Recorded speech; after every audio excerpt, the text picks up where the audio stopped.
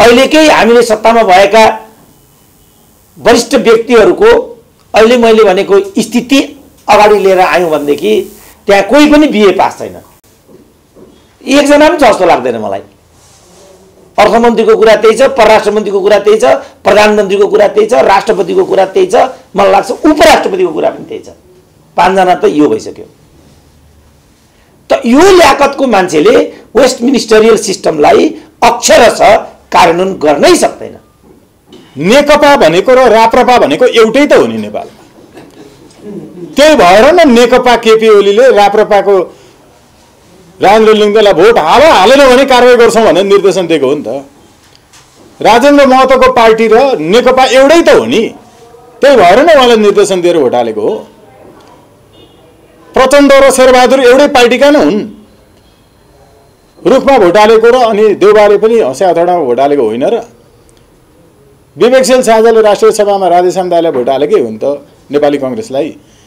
यो सबैले चाहिँ पालो पालो खाने मिलाउने पार्टीको नाम एउटै राखौँ भनेर राखे राम्रो हुन्छ। यी सबै एउटै हुन्, बेग्ला बेग्लै नामको एउटै पार्टी हो। अन्त्यमा चाहिँ चुनावको कारणले कमसे कम 1 खरब, अबको चुनावमा 1 खरब खर्च जान्छ। एउटा सांसदलाई निर्वाचित गरेर सिंहदरबारमा हुल्दा नहुल्दा 1 अरब जति खर्च भइसकेको हुन्छ भन्ने छ। त्यस्तो महँगो सांसद हामीले वर्ष दिनमा चाहिँ निर्वाचित गरेर लिएर आउनु पर्यो भने त देश त टाट पर्दिन्छ त। बरु संसद पुनर्स्थापना भए पनि हामीलाई केही छैन भन्ने हाम्रो तर्क त्यहाँ थियो। राजनीतिज्ञ भनेको डाक्टर सुरेन्द्र केसीज्यूहरू हो, राजनीतिको मर्मज्ञहरू हो। राजनीतिका वाद विचार सिद्धान्त दर्शनको गवेषणा गर्ने, अध्ययन अनुसन्धान गर्ने र पढाउने सबै राजनीतिज्ञहरू राजनीति कर्मी हुँदैनन्। अझ राजनीतिजीवीहरू त राजनीतिक कर्मी पनि हुन सक्दैन, राजनीतिबाट पेट पाल्नेहरू।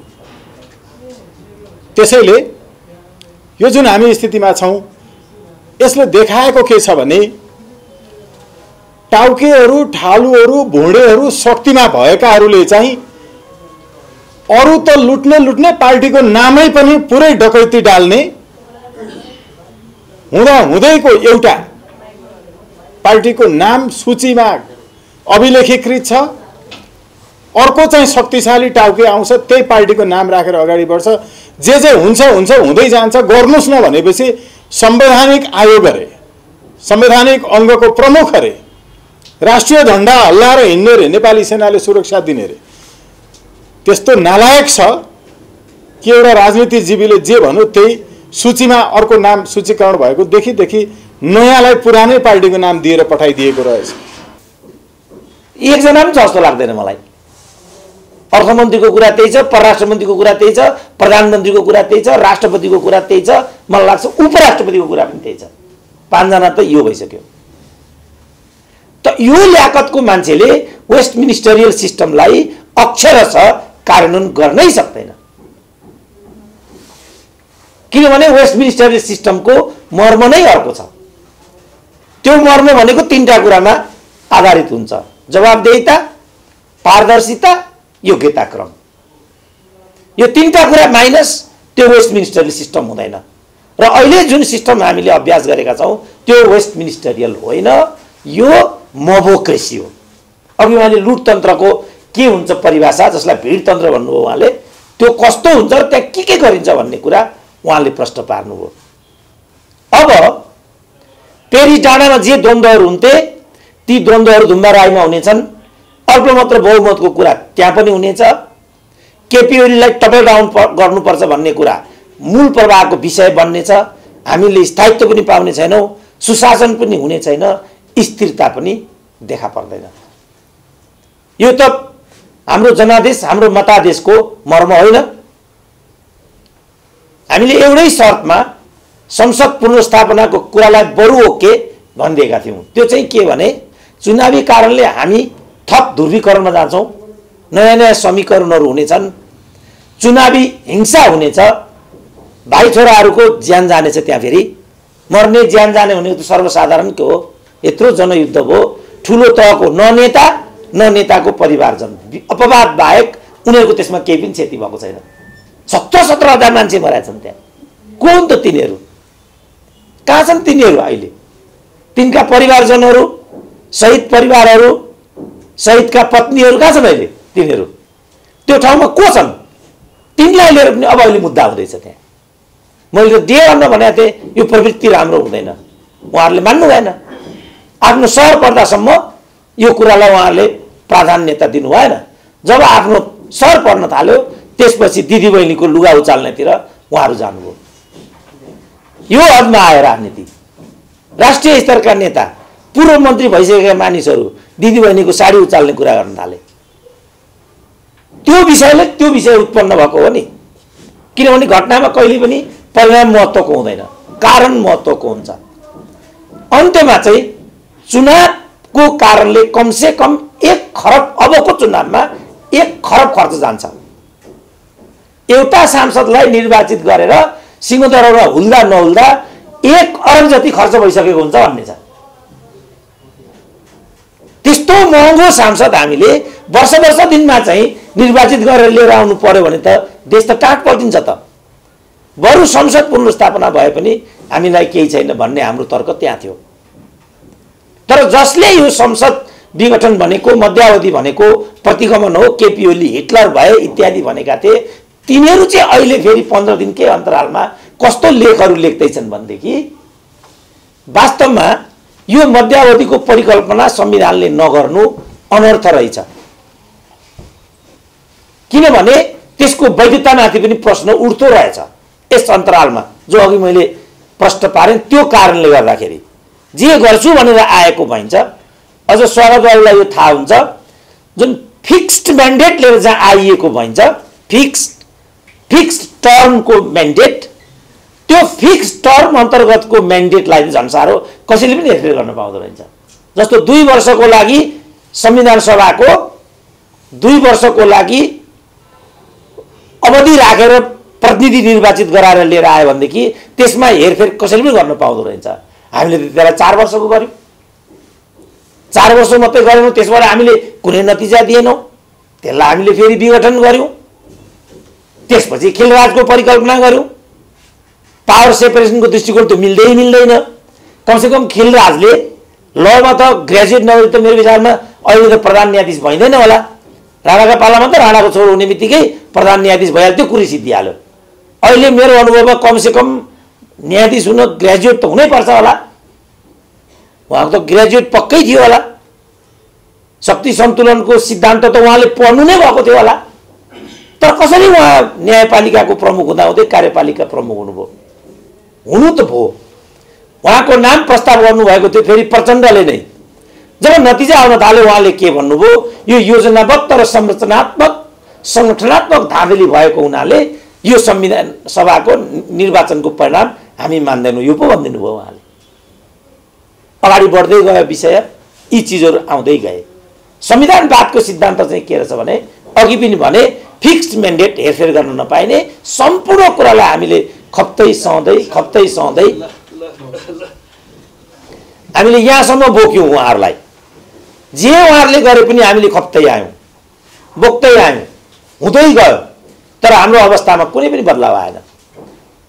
अहिले उहाँहरू नै भन्न थाल्नुभयो, युवा नेताहरू, ती युवा नेता तिनै हुन् जसलाई मैले पटक पटक यो लोग्ने ठाउँमा स्वार्ने राम्रो होइन बाबु, नेताको ठाउँमा नेती यो ठिक हुँदैन, छोराको ठाउँमा बुहारी यो पनि उपयुक्त हुँदैन भन्दा ती युवाहरूले हामीलाई के व्यङ्ग कस्थे भने पढ नपाएको कुण्ठा भन्थे। अब तिनीहरूले अहिले के भन्न थाले पब्लिक मिटिङहरूमा भने, कमसेकम म त खाली खुट्टा थिएँ, चप्पलसम्म लाउन थालेँ। 62-63 को जनआन्दोलन अथवा 45-47-46 को जनआन्दोलनमा जे भिडको भागदौड भएको थियो, भागदौड हुँदाखेरि रत्न पार्कमा जे चप्पलहरूको डङ्गुर फेला परेको थियो, त्यसबाट त्यो आन्दोलन चप्पल लगाउनेहरूले गरेको भन्ने कुरा पुष्टि हुन्छ।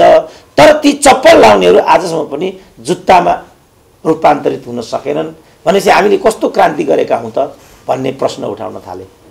आधारभूत वर्गमा परिवर्तनको प्रतिफल पुगेन भने त्यस परिवर्तनको कुनै पनि अर्थ हुँदैन। र हाम्रो समाजमा अहिले पनि आधारभूत बदलाव छैन।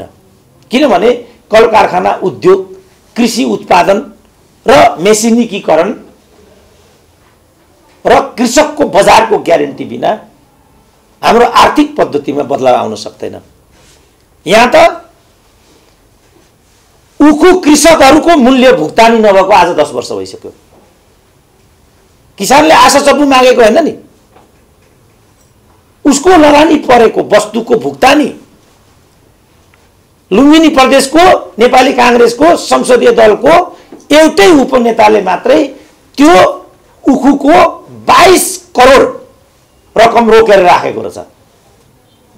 यहाँ जति पनि काठमाडौँमा बनेका एक दुईवटा ठेक्का पट्टा अन्तर्गतका संरचनाहरू छन्, ती सबै संरचना मध्ये एउटा संरचनाको घरपट्टि प्रचण्ड, अर्को संरचनाको ठेकेदार मधेसवादी दलको सांसद, मलाई लाग्छ उहाँ अहिले निलम्बनमा हुनुहुन्छ होला। यसबाट के बुझिन्छ भने उहाँहरूले राजनीतिक व्यवस्थाको नाममा, लोकतन्त्रको नाममा राज्यका संयन्त्रहरू प्रणालीहरू आफ्नो हातमा लिइसक्नु भएको छ र आफ्नो फाइदाको लागि ती सबै चिजहरूलाई प्रयोग गर्न थालिसक्नु भएको छ। हामीहरू रमिते भएर बसिरहेका छौँ। अब हामीले आवाज दिनुपर्छ। ती आवाजहरू मध्येको एउटा आवाज हो मेरो। मलाई नै राजदूत हुन नपाएको कुण्ठा भनिदिए। मलाई थाहा छ नि बजारमा राजदूत कसरी भइन्छ। प्रश्न पारेनन् रघु पन्तले कसरी सांसद भइन्छ। अब के भन्न बाँकी छ? कमान सिंह लामाको 2.5 करोडको जुन सेयरको कुरा थियो त्यो के को पैसा थियो? यहाँ ऋषि कटेलजी हुनुहुन्छ, जीवनभर कम्युनिस्ट आन्दोलन बिताउनु भयो, उहाँलाई थाहा होला 2.5 करोड पैसा कति हुन्छ भनेर। मैले युनिभर्सिटीमा 37 वर्ष पढाएँ, आज मसँग 10 लाख छैन। अनि कमान सिंह लामाले चाहिँ 2.5 करोडको ठेक्का सेयर कसरी सुसन कर्मचारीलाई दिन सके त? त्यसकारण मेरो पीएचडी को निष्कर्ष के थियो भने उहाँहरू एकरती कम्युनिस्ट होइन, उहाँहरू वाममार्गी बौद्धिक मात्रै हो जो पद र प्रतिष्ठाको लागि यो धन्दा गर्नुहुन्छ। मेरो निष्कर्ष यो थियो। त्यसपछि उहाँहरूले नै मलाई आउट गरिदिनु भयो। फेरि उहाँहरू भन्नाले आन्दोलनै गरी व्यक्ति होइन। तर हामीले भन्न बाँकी राखेको छैन, अध्यापनको, अनुसन्धानको र अन्य हाउभावबाट पनि यहाँ फटाइ भएको छ। यहाँ राजनीतिलाई पेसा बनाइएको छ र पेसा मार्फत कमाउने यस चिजलाई नेपालमा राजनीति भनिएको छ, जो होइन। राजनीति भनेको चाहिँ समाज बदल्ने प्रक्रिया नै हो र हाम्रो समाज बदलिएको छैन। अहिले पनि छुवाछुत छ, अहिले पनि जातपात छ, अहिले पनि दिदीबहिनीहरू हेपिएका छन्, उनीहरूलाई बोक्सीसम्म भनिएको छ। अरू विकृति विसङ्गतिहरू पनि छन्।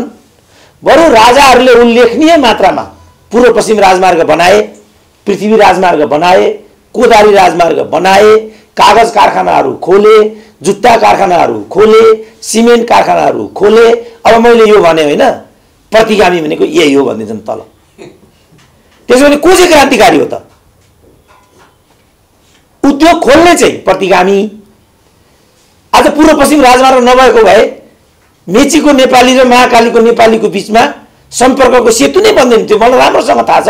2045 सालमा म डोटीमा चिफ थिएँ। नेपालगञ्जबाट इन्डियातिर छिरे, रातभरि नाइट ट्रेन हिँडिसकेपछि म गौरी फन्टा पुगेँ।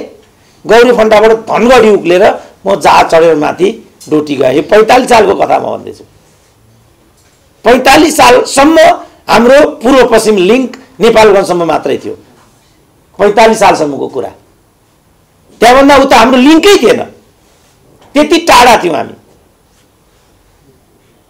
बाटो बनेका थिएनन्, अविकास थियो भन्ने कुरा अर्कै हो। तर हाम्रो परनिर्भरता त्यस्तो थियो। मैले इङ्गित गर्न खोजेको कुरा चाहिँ हामीले हरेक कुरामा अहिले तपाईँले अहिले फेरि त्यो प्रतिगामी भन्छन्। अब अन्तिमतिर आउँछु म। अब ऋषिजी आउनुभयो, उहाँले लिनुहुन्छ मञ्च। उहाँको लागि पनि अलिकति लम्ब्याएको मैले।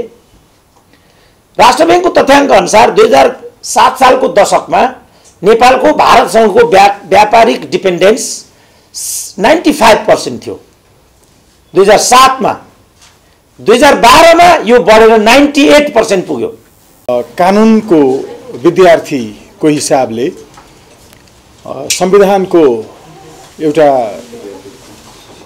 सामान्य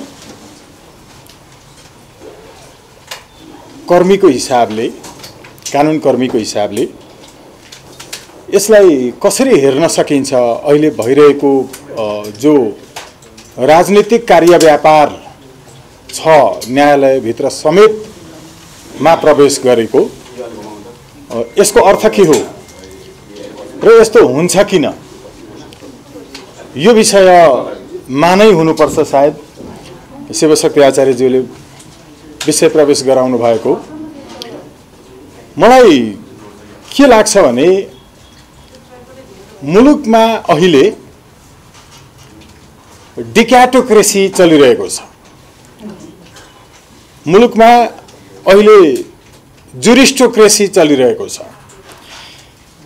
राजनीति शास्त्रमा हामीले क्रिटोक्रेसी भनेर पनि अध्ययन गर्छौं। त्यो क्रिटोक्रेसी भनेको वा हामीले क्रिटार्की पनि भन्छौं, मोनार्की जस्तो क्रिटार्की। यो क्रिटार्की भनेको, डिक्याटोक्रेसी भनेको, जुरिस्टोक्रेसी भनेको न्यायाधीशहरूको शासन हो।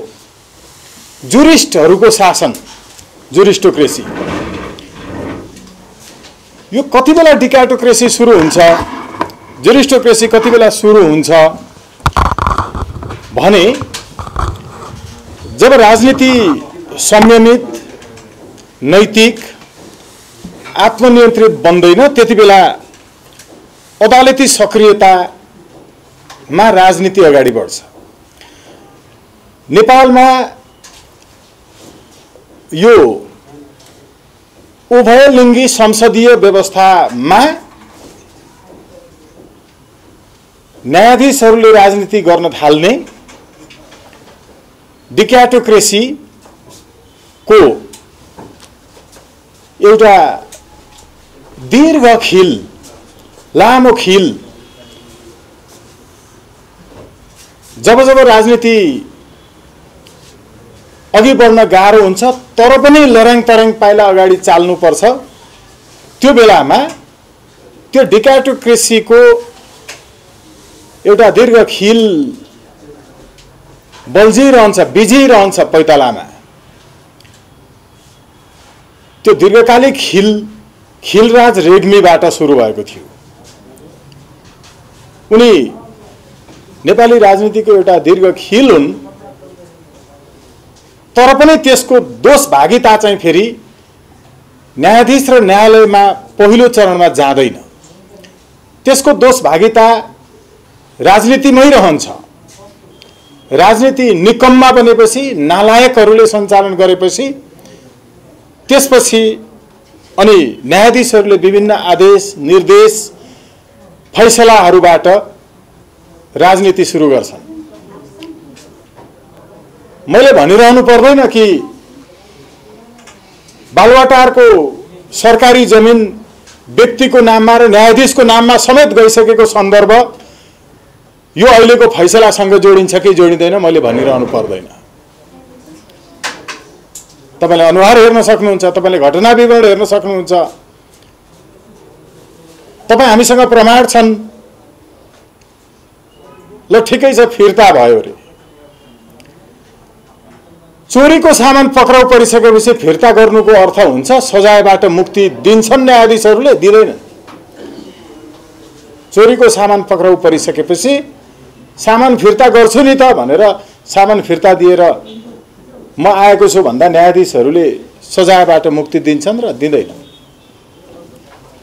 अहिले त्यहाँसम्म पनि नजाउँ कि हामीले अहिले यो सन्दर्भमा जुन चिन्ता व्यक्त गरिरहेका छौँ, यो चिन्ता भनेको राजनीति रहेन, राजनीति आफू संयमित, नियन्त्रित र अनुशासित भएन। राजनीतिज्ञहरू होइनन् यिनीहरू राजनीतिजीवीहरू हुन्। राजनीतिजीवी र राजनीतिज्ञसँग धेरै ठुलो फरक अर्थ छ। राजनीतिज्ञ भनेको डाक्टर सुरेन्द्र केसीज्यूहरू हो, राजनीतिको मर्मज्ञहरू हो, राजनीतिका वाद विचार सिद्धान्त दर्शन को गवेषणा गर्ने, अध्ययन अनुसन्धान गर्ने र पढाउने सबै राजनीतिज्ञहरू राजनीति कर्मी हुँदैनन्। अझ राजनीतिजीवीहरू त राजनीतिक कर्मी पनि हुन सक्दैन, राजनीतिबाट पेट पाल्नेहरू। त्यसैले यो जुन हामी स्थितिमा छौं, यसले देखाएको के छ भने टाउकेहरू, ठालुहरू, भुँडेहरू शक्तिमा भएकाहरूले चाहिँ अरू त लुट्ने पार्टीको नामै पनि पुरै डकैती डाल्ने हुँदाहुँदैको एउटा पार्टीको नाम सूचीमा अभिलेखीकृत छ, अर्को चाहिँ शक्तिशाली टाउके आउँछ, त्यही पार्टीको नाम राखेर अगाडि बढ्छ। जे हुन्छ हुँदै जान्छ। गर्नुस् न भनेपछि संवैधानिक आयोग अरे, संवैधानिक अङ्गको प्रमुख अरे, राष्ट्रिय झण्डा हल्लाएर हिँड्ने रे, नेपाली सेनाले सुरक्षा दिने रे। त्यस्तो नालायक छ कि एउटा राजनीतिजीवीले जे भन्यो त्यही सूचीमा अर्को नाम सूचीकरण भएको देखि नयाँलाई पुरानै पार्टीको नाम दिएर पठाइदिएको रहेछ। हामीले त त्यति बेलै भनेका थियौँ, यो विषयमा छलफल हामीले धेरै गरेका थियौँ कि एउटा संवैधानिक अङ्गले देखि कानुन विपरीत शक्तिको भरमा कसैलाई पार्टीको नाम डकैती गर्न अनुमति दियो, आफै मतियार बन्यो। यो सम्बन्धमा अदालतले गरेको फैसला पूर्ण रूपेण साँच्चै सही छ। तर फैसलाको सबैभन्दा अन्तिम प्रकरणको सबैभन्दा अन्तिम 6औं हरफबाट सुरु हुन्छ राजनीति, त्यहाँबाट सुरु हुन्छ।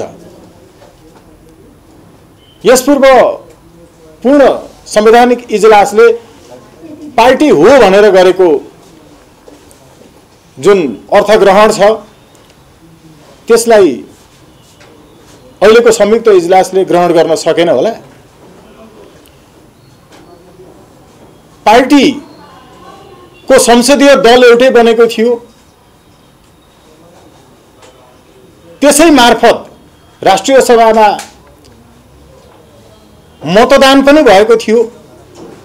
राष्ट्रिय सभाको कुनै पनि सदस्य पद रिक्त हुँदा पहिला जुन प्रक्रिया र पद्धतिबाट भएको हो त्यही प्रक्रिया र पद्धतिबाट अब रिक्त भएको पदलाई पूर्ति गर्नुपर्ने व्यवस्था छ। यसपछि कसरी गरिन्छ, कसले चाहिँ पूर्व एमाले वा पूर्व माओवादीहरूले भोट हालेर राष्ट्रिय सभामा नेकपाका लागि पुर्याएका थिए। नेकापा भन्ने बानी छ, अदालतमा नेपाल कानुन पत्रिका भनिन्छ नजिर संग्रहलाई। जति बेला पनि कतिपय विद्वान मित्रहरू अदालतमै नेकापा भन्ने ठाउँमा नेकपा भनिरहनु भएको सुनिन्छ।